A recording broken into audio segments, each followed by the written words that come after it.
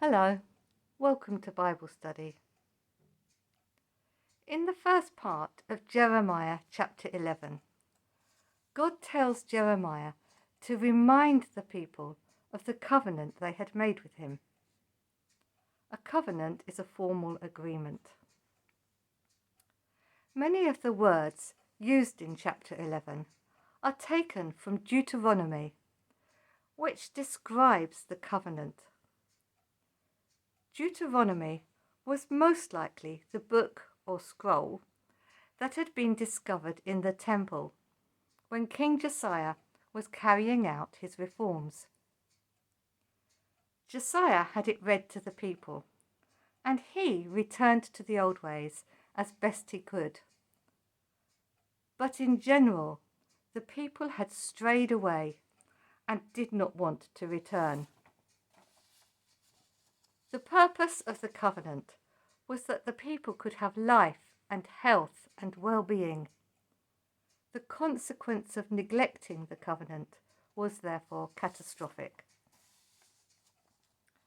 We can see, though, that God and the prophet used the Bible, or what they had of it, to speak to the people. And that is still the most reliable way of knowing what God wants to say to us. Verse 6 says, "Then the Lord said, broadcast this message in the streets. Go from town to town throughout the land and say, remember the covenant." Jeremiah didn't passively wait for opportunities to speak. He was proactive. I wonder if we wait for opportunities or make opportunities to share the good news about Jesus. But this had a cost for Jeremiah. He was an ordinary, imperfect human being. Maybe sometimes he was annoying. Maybe he got impatient. Maybe he didn't always explain well enough.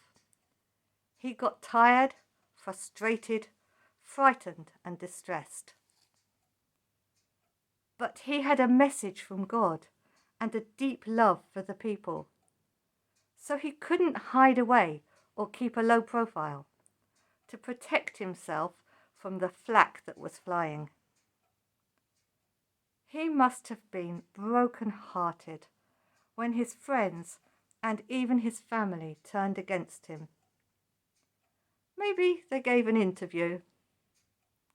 They did plan to kill him. I've been reading a biography of Clementine Churchill, wife of Winston Churchill.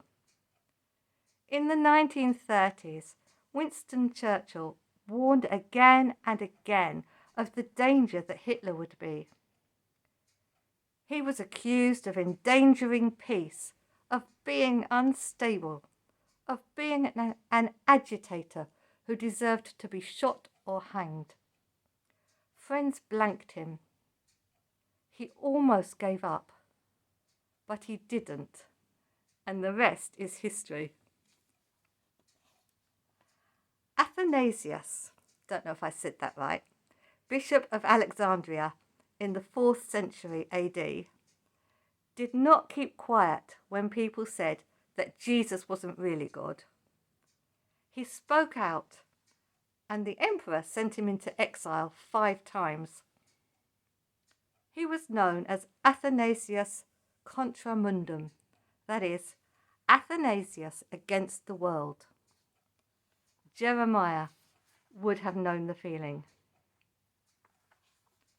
We see how vulnerable and distressed Jeremiah was through what he prayed. He prayed his heart out to God. He felt the pain, the fear, the injustice, and he poured it out to God.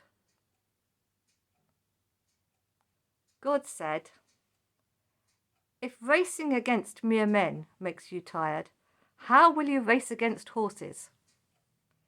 In other words, it's tough now, but it's going to get tougher. But Jeremiah would not be defeated. He didn't choose to save his life by keeping quiet, playing it safe. He chose to give his life, day by day, month by month, year by year, braving the death threats, the disapproval and rejection, carrying the pain in his love for God and his love for people. But in so doing, he found his life, becoming a man of integrity and strength, purpose and significance, remaining wholehearted. Hebrews chapter 3, verse 14 says, "If we are faithful to the end, trusting God just as firmly as when we first believed, we will share in all that belongs to Christ." So, be strong and courageous. Do not be afraid or discouraged or intimidated, for the Lord your God is with you wherever you go. He will never fail you or abandon you. Thank you for listening. Bye.